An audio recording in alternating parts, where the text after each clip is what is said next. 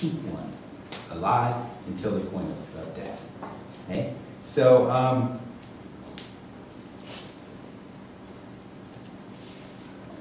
so what they say is that where there is autopoiesis, there cannot be any fundamental determination of the living by an outside force, because the being of the living, or its capacity to maintain its own organization, is always given by itself in the present.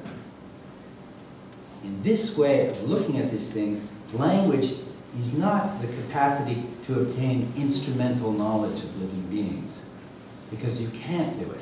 The essence of the living is to maintain itself.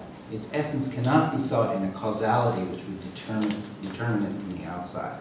That is a serious scientific theory, by the way, that they've developed quite a lot. So language is not the capacity to obtain instrumental knowledge of living beings, but instead it is the capacity of the autopoietic entity to reflect on its own changing states and perceptions, and on those particular deformations in its own state that others cause in its proximity. And on that basis, language becomes the capacity for the entity to create a frame of reference that will orient its own autopoiesis for as long as it can maintain itself, that is, up to its own death. I think that the political significance of this scientific reflection on the integrity of the living and on the role of language, coming as it did during the Chilean attempt to establish its own non-capitalist social system, is probably self-evident. Quite interesting encounter between theoretical biology and one of the great political experiments of the 1960s. It's enough for us to say now that there was someone in the United States who was listening and who was ready to engage in a conversation.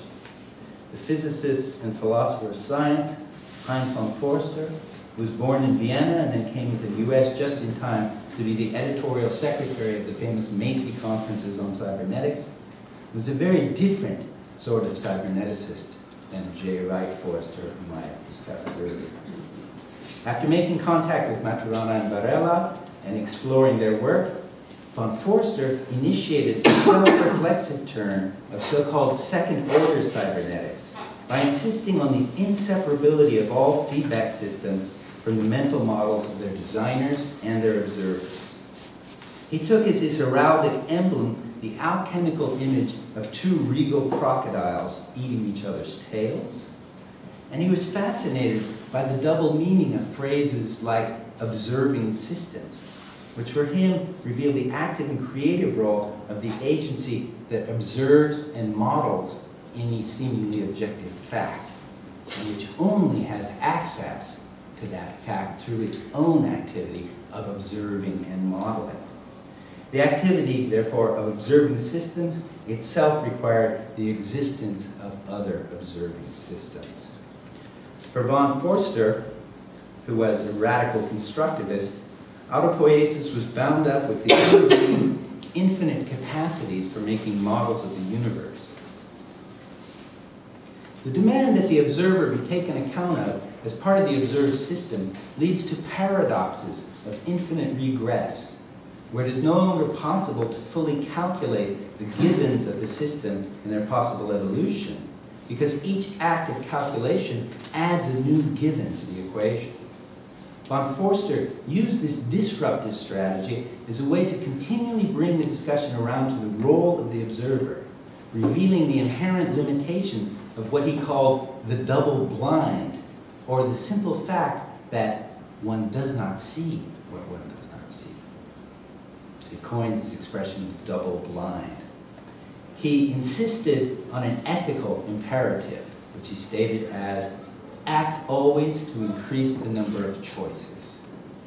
Don't foreclose the choices of other people with the models that you make of them, with the models also that you make of their physical essence or of the functions of nature and so on and so on. Act so as to increase the number of choices. Now, von Forster was as deeply involved with the military as any post-war scientist, but he acted as a kind of double agent within the American scientific establishment.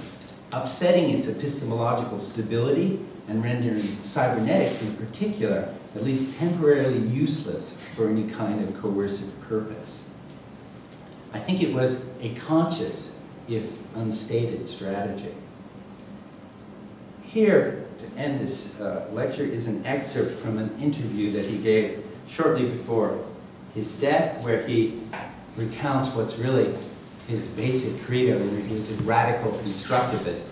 He believed that by making models of the universe, we actually create it. And this, again, as for those of you who were earlier, is an excerpt from Lutz Dombeck's great film, Das Netz.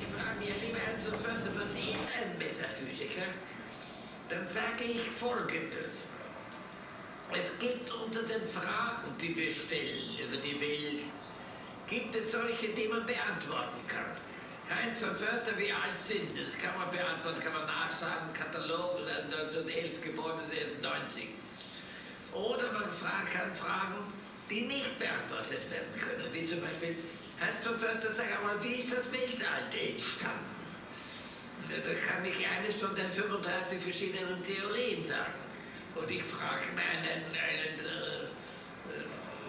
Sternkundigen, und er sagt, da war doch dieser Big Bang vor 20 Millionen Jahren. Oder ich frage einen braven Katholiken, und sagt er, jeder weiß, wie das entstanden ist. Da hat Gott die Welt erschaffen. Und nach 7 Tagen war er müde und hat eine Pause gemacht. Das war der Sonntag. Also da gibt es verschiedene sehr interessante Hypothesen, wie das Weltall entstanden ist. Das heißt, es gibt deswegen so viele Hypothesen, weil die Frage nicht beantwortbar ist. So kommt es nur darauf an, wie interessant ist die Geschichte, die der erfindet, wie das Weltall entstanden ist. Da ist man natürlich ganz nah bei der Kunst. Wenn es darum geht, eine gute Geschichte zu erfinden, ja. Also eine poetische Geschichte. Ja, genau, das ist die Sache. Es besteht ein Zweikampf oder ein Dreikampf oder ein Zehnkampf zwischen den verschiedenen Poeten. Wer erfindet eine lustige, amüsante und interessante Geschichte, die jeder sofort glaubt hat, das muss es gewesen sein. Aber Herr von Förster, die Wissenschaft, auch gerade Ihre eigenen Forschungen, das sind doch nicht nur Erfindungen oder schöne Geschichten. Das beruht doch auf Mathematik, auf Zahlen, auf Beweisbarkeit, auf wissenschaftlich unbezweifelbaren Daten. Ja, naja, aber es gibt jetzt schon so viele Daten, dass man gar nicht mehr die ganzen Daten in seine Geschichte hineindrehen kann. Und dann werden dann künstliche Daten erfunden. Das sind zum Beispiel Partikel, Teilchen.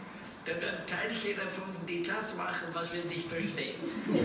Also meine Meinung sind Teilchen immer Lösungen von Problemen, die wir nicht andererseits lösen können. Also Erfindungen, um gewisse Probleme erklären zu können. Das sind Teilchen. Jetzt muss ich dumm fragen. Ja, das verstehe ich. Das wird ein bisschen besser erklärt. Sagen wir, es ist eine Lücke in meiner Theorie. Da kann ich nicht mehr drüber springen. Achso, nein, das sind einfach neue Teilchen, die entweder grün, gelb oder sprechig oder ich weiß nicht was alles mal, die ersetzen das Loch in meiner Theorie. So behaupte ich, dass jedes Teilchen, was wir heute in der Physik lesen, ist die Antwort für eine Frage, die wir nicht beantworten können. Na, aber das ist doch schrecklich. Wie kann man denn auf der Grundlage einer Theorie, die Löcher hat, also auf so einem anscheinend wackeligen Fundament, also Maschinensysteme, weltweit sich ausdehnende Maschinensysteme quasi ins Unendliche wachsen lassen? Ja. Ist das denn nicht riskant oder gefährlich? Ja. In diesem weltweit funktionierenden Maschinensystem sind alle Aussagen richtig. Und das ist natürlich das, was man gerne haben möchte. Und warum sind die richtig? Weil sie sich alles von anderen Aussagen ableiten lassen. Wo führt das hin? Ja. Wie geht das denn weiter? Ja, immer mit weiter ableiten. Ja, aber es gibt doch irgendwo Grenzen. Eben nicht. So that is kind of a report from the last break